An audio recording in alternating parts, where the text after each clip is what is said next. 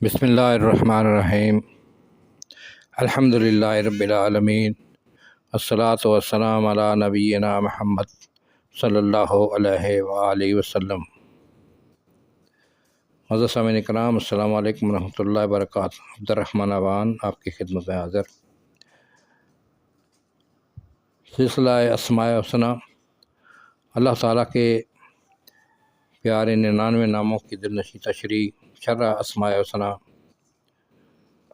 اس میں آج کا جو بیان ہے وہ ہے الخافض جل جلالہ، الرافع جل جلالہ۔ الخافض پست کرنے والا، الرافع بلند کرنے والا۔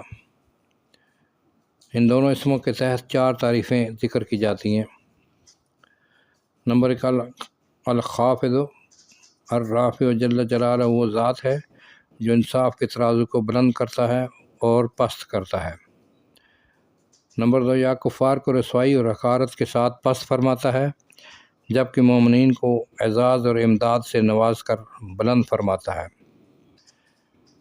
نمبر 3، یا دشمنوں کو بے یار و مددگار چھوڑ کر پست فرما دیتا ہے، جبکہ دوستوں کو قربت اور نیک بختی دے کر بلند فرماتا ہے۔ نمبر 4، اور بدبختوں کو گمراہ فرما کر پست فرماتا ہے اور نیک بختوں کی رہنمائی فرما کر انہیں بلند کرتا ہے۔ بلندی اور پستی اسی کی ذات سے ہے، وہ جسے چاہے بلند کر دیتا ہے اور جسے چاہے پست۔ اس رافع جل جلالہ نے اتنی بلندیاں پیدا کر دی ہیں کہ ہمارے جسم میں اس نے سر کو بلندی سے سرفراز فرمایا تو وہ سارے جسم پر حکومت کرتا ہے۔ پیروں کو پست کیا تو وہ سر کا حکم ماننے پر مجبور ہیں۔ اسی طرح ہر ادنا اور اعلیٰ کا حکم ماننے پر اعلیٰ کا حکم ماننے پر مجبور ہے۔ سلاطین عمراء حکام کو بھی الرافع جل جلالہ نے سربلندی عطا کی، لہٰذا وہ اپنے متحدوں پر حکومت کرتے ہیں، کیونکہ اللہ نے ان متحدوں کو بنسبت ان حکام کے پست بنایا ہے۔ اسی طرح پستی اور بلندی کے بہت سے درجات ہیں۔ الخافض جل جلالہ نے زمین کو پستی عطا کر کے پھر پستی در پستی عطا کر دی، جیسے فضا میں رفت پیدا کر دی۔ پست زمین پر بلند پہاڑ پیدا کیے اور ان کے اندر غار اور پستیاں پیدا کی، پھر ان کی تہوں میں قسم قسم کی مخلوقات پیدا کیں، طرح طرح کے جواہرات اور معدنیات بھر دیے۔ وہ زمین کو پست کرتا چلا گیا اور اس کی پستیوں میں قسم قسم کی چیزیں اور حیوانات پیدا کر دیے۔ سمندروں کی گہرائیوں کو مخلوقات سے پر کر دیا اور ان کی تہ کے اندر طرح طرح کی چیزیں بھر دیں۔ الخافض والرافع هو الذی یخفض القسط ویرفعہ۔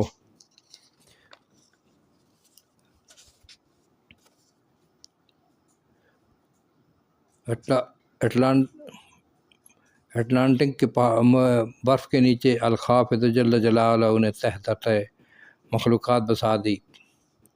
خلاصہ یہ ہوا کہ اس نے ہر چیز میں پستی اور بلندی رکھی۔ الرافع جل جلالہ کی دوسری چیزوں کو عطا کردہ غیر اختیاری فضیلتوں کی تمنا نہ کریں۔ دنیا میں مدار فضیلت 2 چیزیں ہیں، ایک غیر اختیاری جو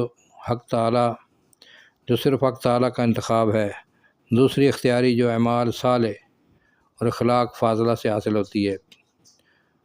دنیا میں ایک جگہ کو دوسری جگہ پر، ایک چیز کو دوسری چیز پر فضیلت دی جاتی ہے، یہ اس چیز کے کسب اور عمل کا نتیجہ نہیں ہوتا، بلکہ وہ بلا واسطہ خالق کائنات کے انتخاب اور اختیار کا نتیجہ ہوتا ہے۔ اس نے 7 آسمان پیدا کیے، ان میں سب سے اونچے آسمان کو دوسروں پر فضیلت دے دی، حالانکہ مادہ 7 آسمانوں کا ایک ہی تھا۔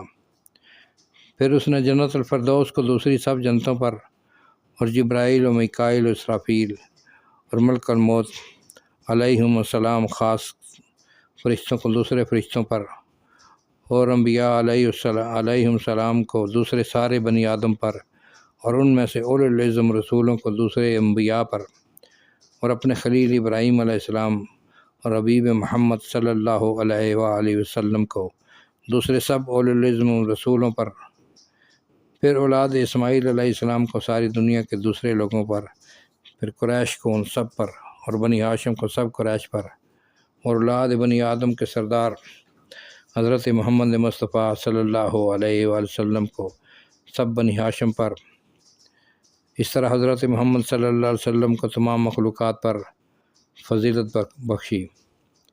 پھر صحابہ کرام رضی اللہ تعالیٰ عنہم اور دوسرے اسلاف امت کو بقیہ دوسرے مسلمانوں پر فضیلت دینا، یہ سب دراصل الرافع جل جلالہ کے انتخاب اور اختیار کا نتیجہ ہے۔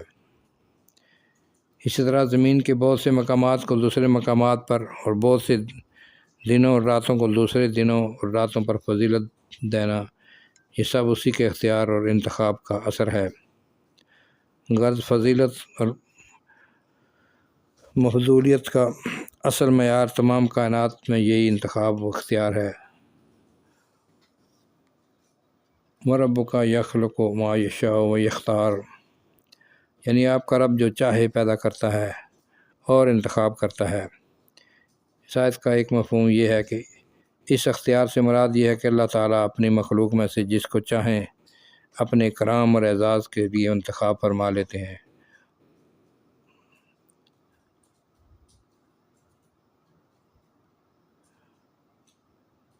وَلَوْلَا نُزِّلَ هَذَا الْقُرْآنُ عَلَىٰ رَجُلٍ مِّنَ الْقَرْيَتَيْنِ عَظِيمٍ، یعنی یہ قرآن اللہ کو نازل کرنا ہی تھا تو عرب کے مشرکین کا یہ جواب۔ مشرکین مکہ نے یہ کہا تھا کہ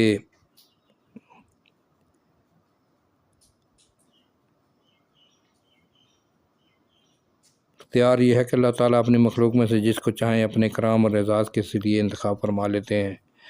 اور امام بغوی رحمۃ اللہ علیہ کے بقول اس آیت میں مشرکین کے اس قول کا جواب ہے جو وہ کہا کرتے تھے، وَلَوْلَا نُزِّلَ هَٰذَا الْقُرْآنُ عَلَىٰ رَجُلٍ مِّنَ الْقَرْيَتَيْنِ عَظِيمٍ، یعنی یہ قرآن اللہ کو نازل کرنا ہی تھا تو عرب کے دو بڑے شہروں مکہ اور طائف میں سے کسی بڑے آدمی پر نازل فرماتا کہ اس کی قدرت و منزلت پہچانی جاتی۔ ایک یتیم مسکین پر نازل فرمانے میں کیا حکمت تھی؟ اس کے جواب میں فرمایا، جس مالک نے تمام مخلوقات کو بغیر کسی شریک کی امداد کے پیدا فرمایا ہے، یہ اختیار بھی اسی کو حاصل ہے کہ اپنے کسی خاص اعزاز کے لیے اپنی مخلوق میں سے کسی کو منتخب کرے۔ اس میں وہ تمہاری تجویزوں کا کیوں پابند ہو کہ فلاں اس کا مستحق ہے اور فلاں نہیں ہے۔ سارے کے سارے اختیارات صرف اسی الخافض الرافع جل جلالہ کو حاصل ہیں۔ الحمدللہ، آج کی ویڈیو میں یہیں پر ختم کرتا ہوں۔ اس سلسلے میں آگے تو بہت سی اور واقعات ہیں، لیکن میں یہیں پر ختم کرتا ہوں۔ انشاءاللہ اس سے اگلی ویڈیو میں اسی بارے میں بیان ہوگا۔ السلام علیکم ورحمۃ اللہ وبرکاتہ۔